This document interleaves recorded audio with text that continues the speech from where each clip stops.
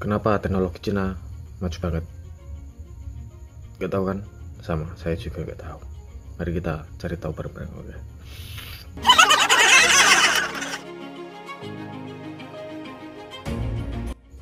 Pernah gak sih kamu berpikir kok Cina itu bisa maju banget? Kenapa coba?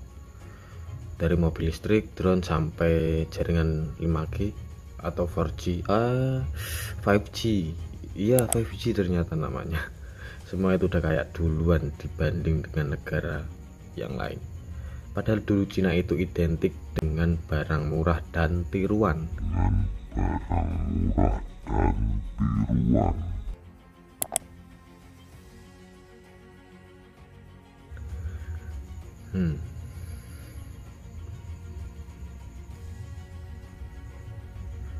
Tapi sekarang mereka justru jadi pionir. Kok bisa? Kenapa? Gak tahu. Gimana ceritanya? Yuk kita bahas bareng-bareng. Santai saja, kita ngobrol kayak teman di sini, oke?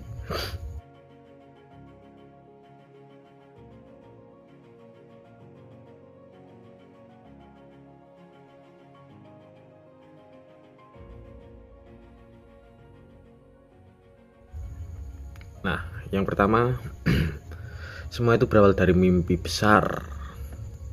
Cerita dimulai dari para pemimpin Cina yang mikir, kita nggak bisa terus-terusan jadi tukang produksi buat negara lain. Kita harus jadi pusat teknologi dunia.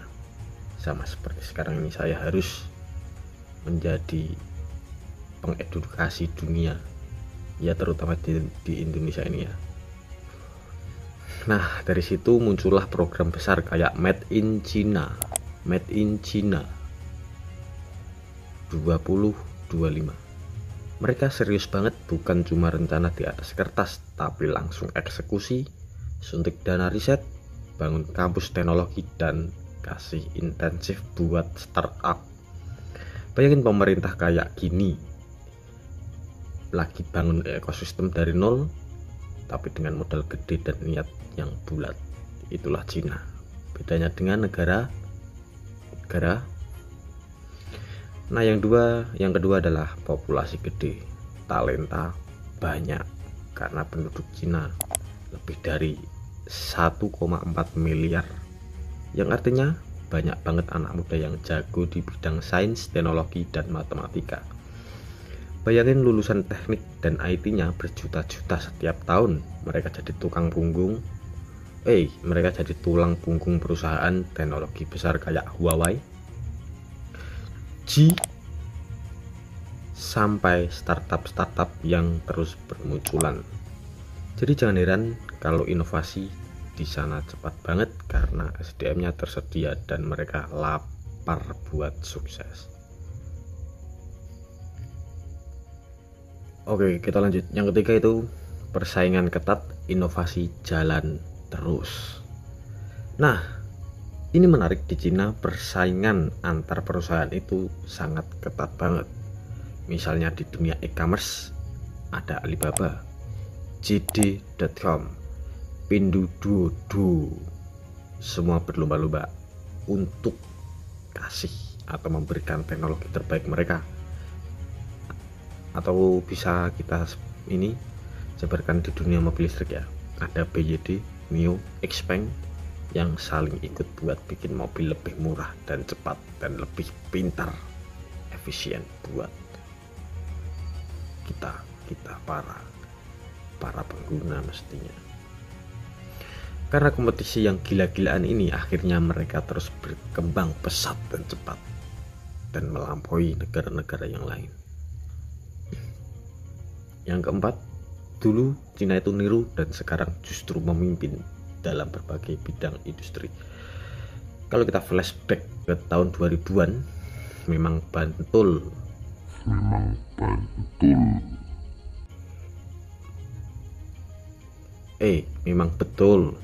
banyak produk Cina yang cuma copy paste, tapi mereka belajar lebih cepat karena hal itu. Gak puas jadi peniru, mereka sekarang udah bikin inovasi sendiri.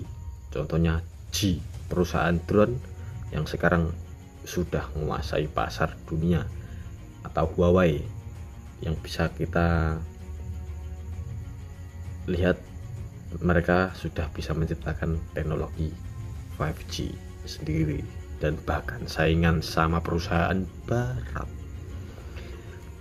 Ini bukti kalau dia ngapain? Ya, kalau dari proses meniru dapat menciptakan hal yang baru dan lebih bagus dan bermanfaat bagi nusa bangsa dan agama tentunya. Nah, yang kelima, teknologi baru langsung dicoba di kehidupan nyata, bukan semacam di negara mana, pasti kalian tahu. Nah, uniknya di Cina ini, misalnya mereka mempunyai teknologi pembayaran digital langsung diterapkan secara masif, dan sekarang orang di sana hampir nggak bawa uang tunai. Mereka bayar pakai QR code, wajah, foto wajah, bahkan dengan suara. Halo tes, halo tes. Google kan? Pasti Google. Nah, atau teknologi 5G yang bukan cuma dibangun buat pamer, tapi mereka beneran pakai untuk transportasi rumah sakit sampai kota pintar. Mau tahu kotanya di mana? Nanti kita bahas di video yang nanti, oke? Ya. Sekarang kita fokus ke ini dulu. Kembali ke topik yang keenam, pemerintah dukung abis-abisan, guys. Pemerintah ini, guys.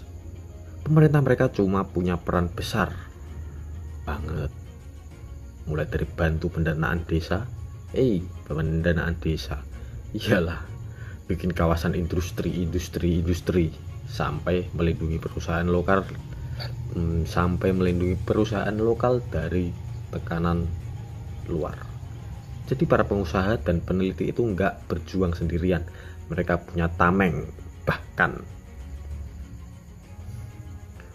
kekuatan dari negara Cina itu sendiri. Mereka nggak takut lagi, nggak kayak lagi-lagi di mana ini. Bayangin kalau kamu punya ide startup, lalu langsung dikasih dana dan difasilitasi dan pasar uji coba, siapa yang nggak semangat? Saya pun mau dong. Oke, yang ketujuh, pasar dalam negeri, laboratorium raksasa.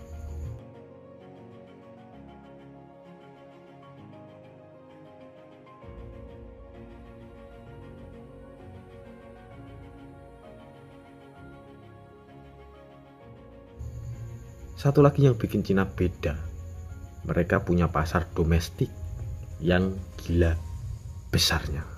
Jadi kalau bikin teknologi baru, mereka nggak perlu nunggu ekspor dulu, cukup tes di dalam negeri, dapat masukan, revisi, ulangi, gitu aja.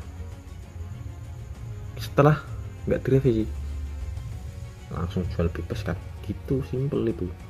Makanya teknologi dari Cina bisa berkembang pesat karena langsung dapat feedback dari jutaan penggunanya. Tapi dari semua itu, nggak semuanya manis. Tentu saja kemajuan ini ada harganya.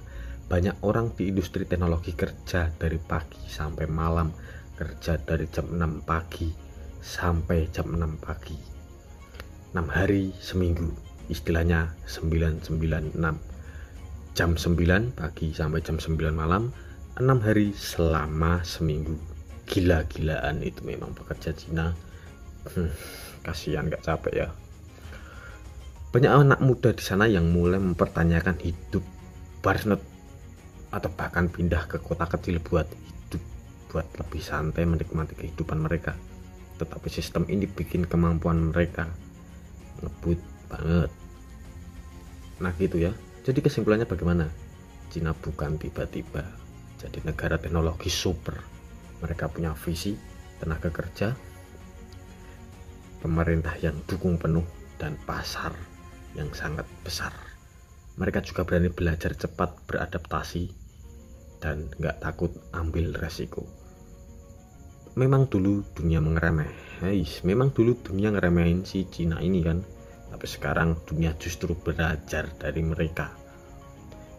Nah, gimana menurut kamu? Apakah strategi Cina ini bisa kita tiru? untuk negara kita atau enggak untuk diri kita sendiri aja lah? Atau justru mereka unik karena punya kombinasi yang nggak bisa disamai oleh negara-negara lain?